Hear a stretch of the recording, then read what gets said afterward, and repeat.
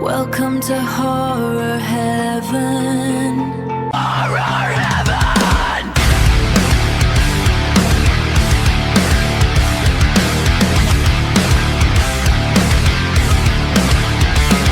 Guys, welcome back to the Horror Heaven Jeff channel.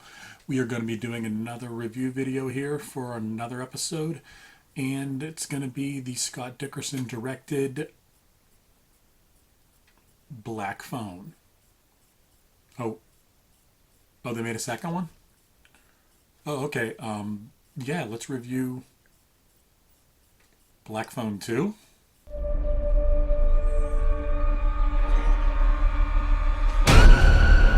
Would you like to see a magic trick? Yeah.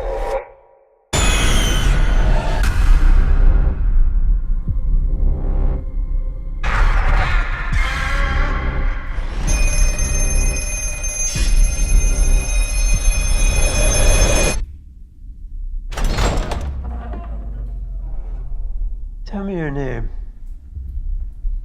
Taylor.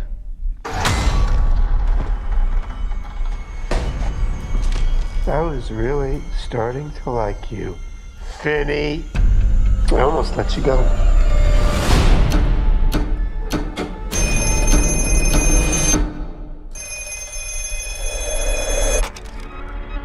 Don't hang up. Who are you? You know all our names? It doesn't work. Hang it up.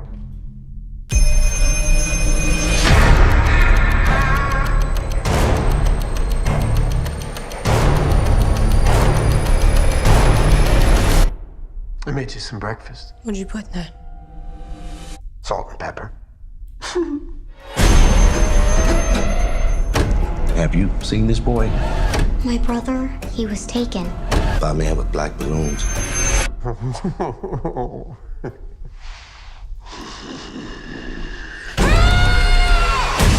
had a dream about it.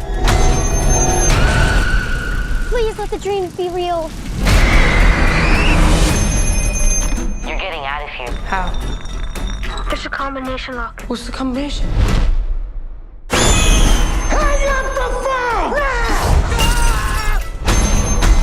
You don't have much time. You're gonna use a weapon. You are special, Vinny. Please hurry. Ooh, the creepiest damn thing. Alright guys, there you go. You see the trailer, so you know what we're in for. So the first Black Phone movie came out around 2021, 2022. It was right, kind of straddled the line there in January. It was directed by Scott Dickerson, who basically adapted this from a short story and was able to turn it into a feature-length film. But I think it came out a whole lot better than I thought it was going to come out. I was very intrigued by the idea of Ethan Hawke playing a serial killer, playing our villain, the Grabber. So I was already going to go check it out just to see what he had in store for that. But I was so pleasantly surprised by everything in this movie. I wouldn't have changed almost anything about it. I think it was really well done. So, I mean, like we do with most things, let's get right into the cast.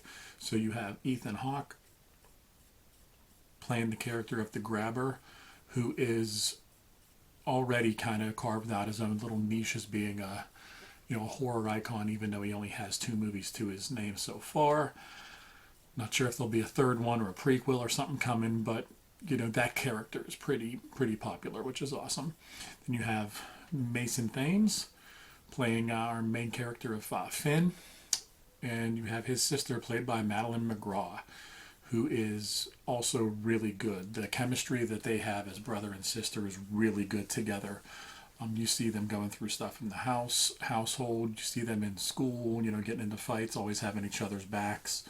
And it's just a really feel-good brother and sister relationship that you have with them. It's one of the best parts of the movie. So another thing that I really like about this is, it's kind of got that 70s, set up there, but it doesn't look at it with like rosy glasses. It doesn't make the 70s look amazing and perfect, and like the world itself is amazing except for this Grabber who's doing this, that, and the other thing.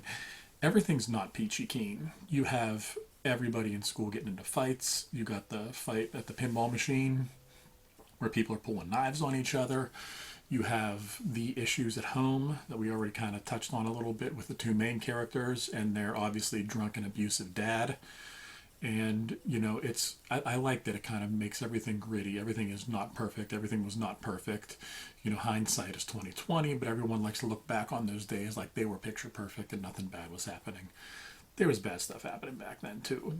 There just wasn't as much of a news outlet to kind of get it out there, and social media, and everybody didn't have a camera and a video camera on them at all times to catch the stuff. But people have been assholes forever. And another thing I really want to touch on is the grabber mask itself. What a badass design. It looks really cool. The really neat thing about it is that it's broken up into pieces. So some parts you can see nothing on Ethan Hawke. Sometimes you can see just the eyes on Ethan Hawke. Sometimes you can see just the mouth on Ethan Hawke. He can change the mouth to be, you know, almost nothing. There's just nothing there at all. Not even a mouth, which is creepy looking. Then you have the giant smile, which is off-putting, but my personal favorite is the frown. Whenever you see the frown on the mask, there's something about that that's very unsettling. You know, you're used to seeing the big smiles and stuff like that. So seeing that again doesn't do as much as seeing that, you know, hangdog, lip out kind of frown. But I think the mask looks awesome. That's definitely one of the things that makes the grabber so impressive and kind of popular. You know, him wearing the top hat, who cares? Him having the van, been done. Even the black balloons, who really cares? You know, they're there, but there's nothing special about that. That mask is what makes that character something that you instantly gravitate towards and instantly want to see what they're doing, what the hell's going on. Just everything about that design, I think, was a complete home run. And the other thing that was really good, but really terrifying at the same time, but it's what they're going for. So the scene where Finn is kidnapped is so well done. You know, there's other things where you see kids driving, riding their bike, head to the library, whatever, and you see the black van pull up, and we know what's going to happen. They don't, but you can pretty much infer what's going to happen. With Finn, we actually get to see it, and it's so well done because that's kind of what I imagine a kidnapping in real life being like. I don't think it would be clumsy. I think whoever's doing that horrible thing would be cold and calculated the way that the grabber is. They would be very efficient. You know, come over, you get the person near you, boom, do what you do, they're gone, never see them again. And that was really, really scary to see done. It was done very well, and it definitely hits home if you're somebody who, you know, thinks about those kind of things and is worried about those kind of things. It was very well done in a very scary way.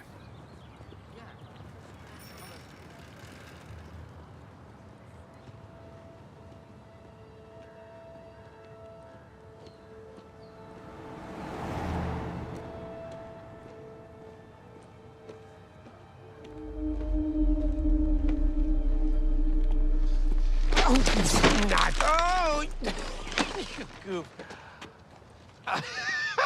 Well, isn't that just peachy keen? Need some help? You see that? Yeah. Would you hand me my hat? Yes, sir. I am a part-time magician. Would you like to see a magic trick? Yeah. Yeah. Are those black balloons in there? Yeah.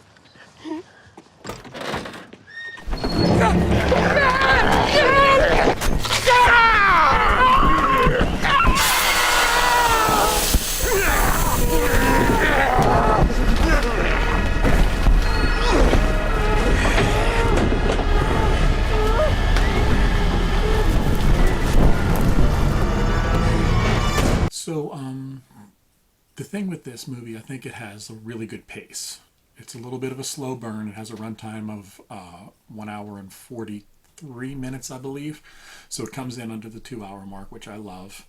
But at no point does the movie feel like it's dragging. There is parts where you see the sister having her dreams, and you're not entirely sure, what's going on with those. How are those connected? When you first hear the phone ringing, you're not sure, is Finn crazy? Is Ethan Hawke crazy? Is the phone actually ringing? Is there something paranormal going on here? You don't know exactly what's happening, and they show you piece after piece after piece after piece to kind of build up to what's actually happening. I think it was very well paced and revealed perfectly in the right amount of time. It didn't drag. It didn't just, boom, this is what's happening. And they also didn't just kind of keep teasing you the whole way through, and then really give you no payoff at the end. And another thing I thought was really well done, in the fact that it was done kind of subtly, is the twist with Max.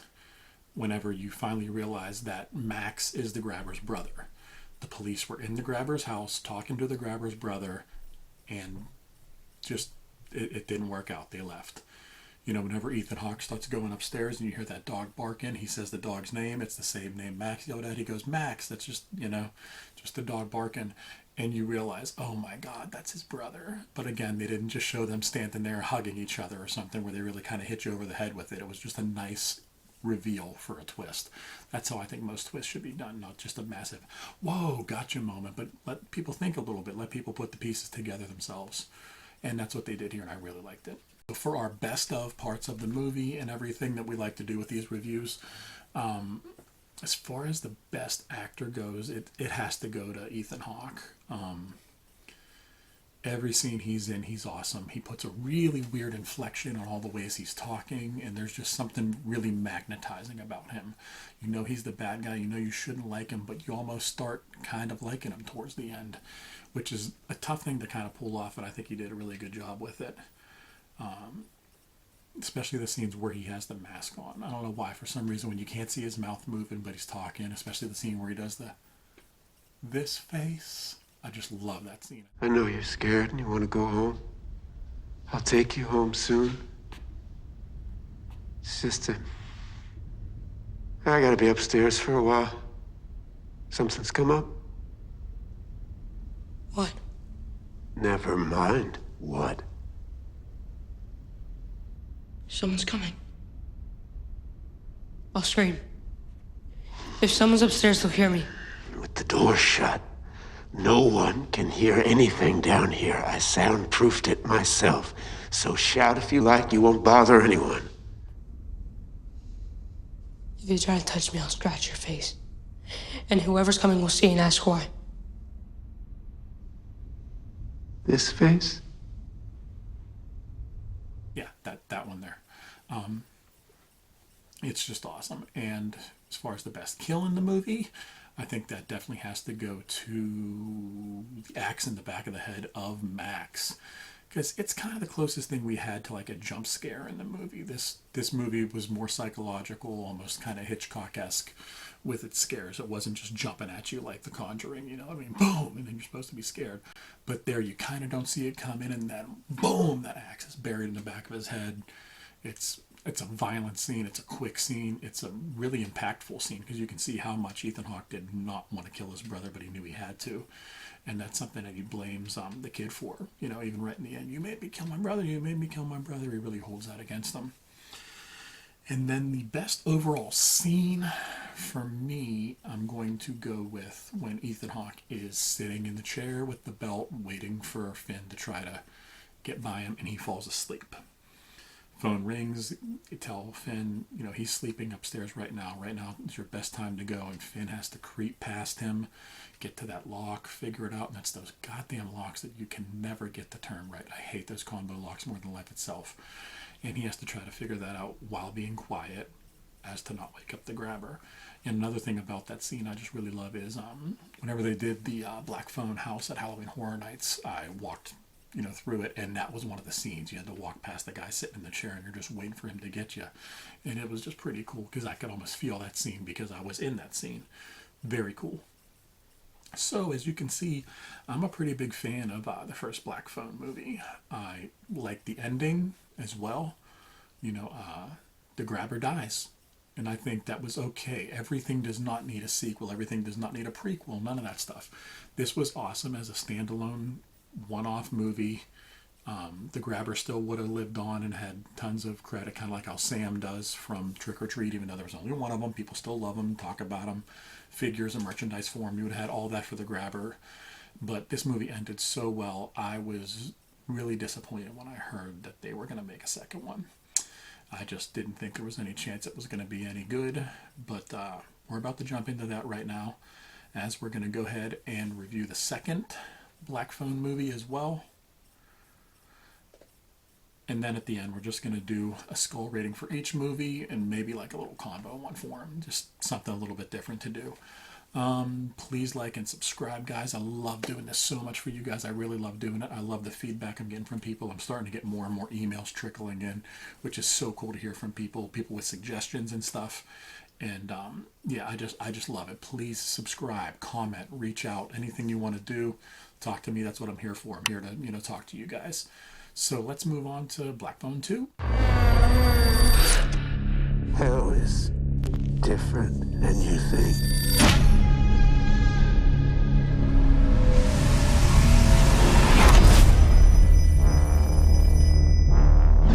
They take the best parts of you, the human parts, and leave only the worst bits, only the sins.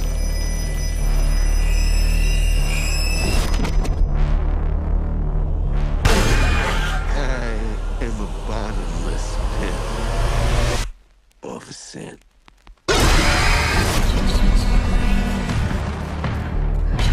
You're dead. Fanny, did you think that our story was over? You brought us here for a reason.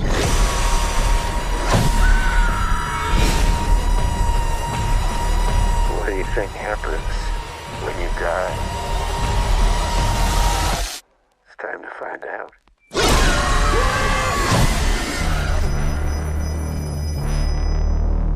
All right, guys. So you saw the trailer for Black Phone 2. I really can't sugarcoat this in any way, shape, or form, so I'm just going to come right out and say it right off the bat. I hated this movie. I was so happy I didn't go see it in theaters because I knew it wasn't going to be good, and it was not. All the charm and the great stuff about the first movie is completely missing from this one, in my opinion. The run times were similar, but in the way that the first movie felt like it was really going and had a good pace, this one felt like it drug. It felt like every minute of that movie was there. I was really disappointed that they even made this, like I said earlier, because I think the first one ended really perfectly and it should have just been left alone there. I will say one thing, though. It didn't feel like a money grab from Scott Dickerson. It felt like he cared about the movie. You hear interviews and stuff like that. He seems to really care about the property, and I fully believe he did his best. He put out the best product that he possibly could. This is a movie that didn't need a sequel. That's all it really comes down to. They redid everything from the first one, threw in a little bit of Nightmare on Elm Street in there with it, and that's about it. The only redeeming scenes in the movie are the few scenes that we have the grabber, but I'd be willing to bet the grabber is probably on screen for 9 total minutes, and that is the best 9 minutes of the movie. You know, whenever he attacks Gwen in the kitchen is an awesome scene. Whenever he's going around Finn at the payphone along the lake is a good scene. The ending where he's, on the skates attacking everybody that felt kind of gimmicky to me. They wanted to have him skating by and cutting people down, but it just didn't work in my opinion. But anyway, so let's just move on to the next part right here. Alright, so a few things that they changed up about this movie as opposed to the first one. Instead of having the Black Phone being in, the grabber's basement, the Black Phone is replaced by this payphone, where Gwen is receiving phone calls and getting flashbacks and everything about somebody at the lake, and then we kind of quickly gather and put together, and they tell you, it's not something that they hold over you, that it's Gwen's mom, and it's back in the day, and there's 3 kids up there that met very violent, very bad, nasty ends, and we're left to assume this is probably the grabber's first victims. We don't know that yet, but that is revealed over time. So we have the same 3 basic main characters here. We got Ethan Hawke as the grabber, we have Mason Thames back as Finn, and then we have Madeline McGraw back as Gwen. And this movie definitely features Gwen a whole lot more. And that's another one of the bright spots in the movie. Madeline McGraw is amazing. I love when she cusses out the kind of pompous Christian people. Her entire vocabulary is very much like Deb and Dexter. It's just hilarious to me. I love it. She's really good in here. Another thing to give, credit where credit is due, I really like that whenever they do the flashbacks and stuff like that, or her dreams or whatever, they make it look kind of like this. It almost looks like, 8mm or VHS footage, so you can clearly delineate when you're looking at present day and when you're looking at the old stuff. And that was just kind of cool. It was really well done. I enjoyed that. I also liked the weird scene where she's having a flashback and we see an axe go into a tree stump and then the tree stump starts bleeding. It was just a really cool visual how they did it. So, grasping for straws for things that I like, that's something that I liked out of it. So in this one, you can see the grabber, his mask is kind of frosted over and they made it look, a little bit different, but they didn't want to mess with the mask because it is one of the better parts of the entire movie and the character design. So they changed it slightly, which I'm not going to kill him for. That in the long list of problems with this movie, the mask being frozen over is not cracking the top 20. It's definitely not that big of a deal. I definitely going to say the coolest kill is in one of Gwen's dreams, I believe it was, where we see the guy with the long hair that we find out later is the grabber. When he grabs the kid through the window and boom, he breaks the bottom out of the window and then uses the broken glass basically like a guillotine and hacks the one kid right across the face. And it's just a really, really gruesome kill. It was awesome. And the best overall scene is definitely when he attacks Gwen in the kitchen, because all these people aren't sure if Gwen's crazy and everything. Her friends believe her, but the people at the camp don't know. And then, boom, they see that she's not crazy. They see her getting thrown all over the place. And again, very, very much like some of the earlier kills in the Freddy movies back when they were actually scary. You're seeing her body throw all around. Boom, she's getting cut, and the cuts are appearing, and she's fighting, and Finn's trying to fight, but fighting something you can't see. That scene was just really well done. Going to destroy you, Vinny. By destroying the thing you love most. Vengeance is mine.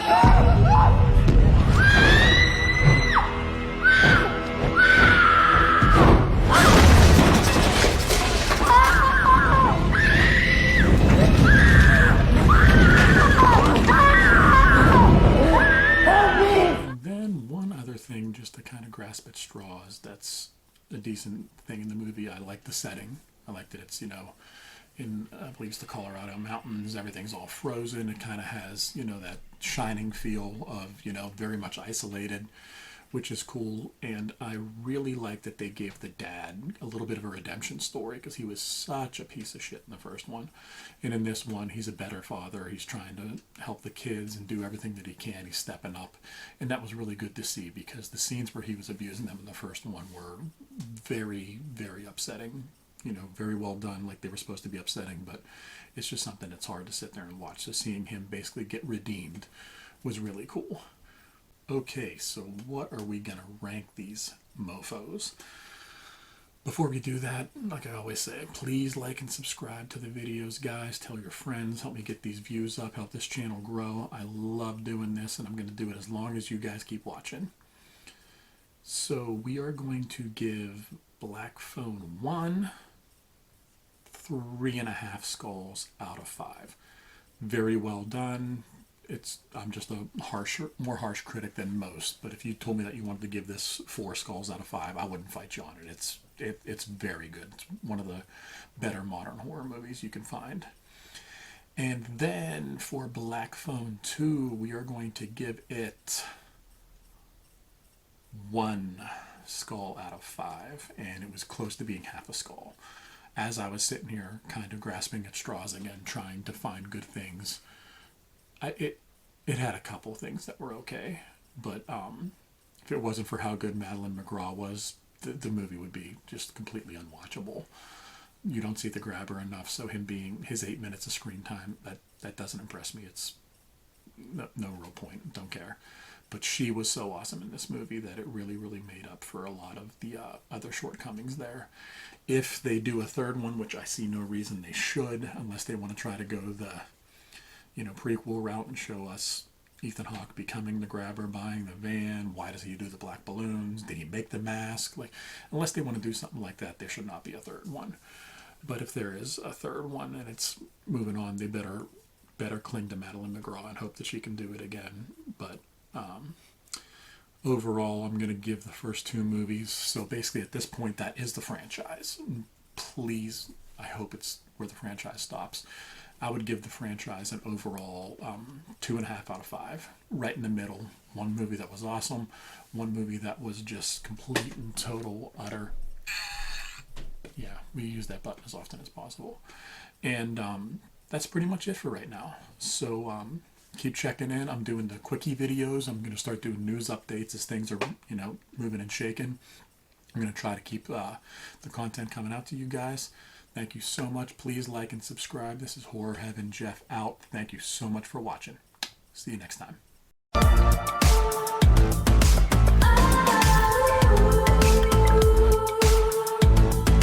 Welcome to Horror Heaven. Beautiful pain. Welcome to Horror Heaven.